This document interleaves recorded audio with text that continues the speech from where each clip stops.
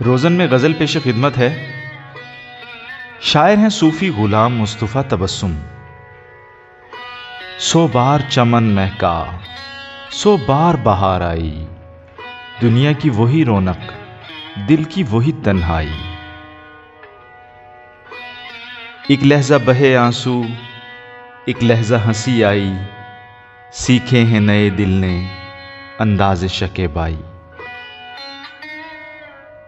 इस मौसम गुल ही से बहके नहीं दीवाने, साथ अब्रे बहारां के वो जुल्फ भी लहराई।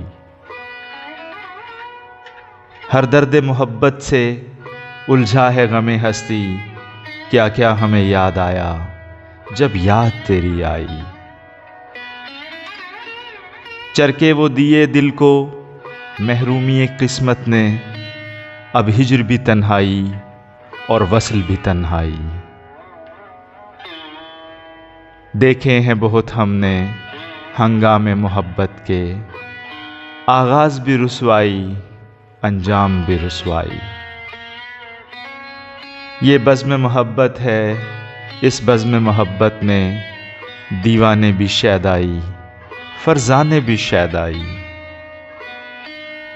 सौ बार चमन महका, सौ बार बहार आई, दुनिया की वही रौनक, दिल की वही तन्हाई।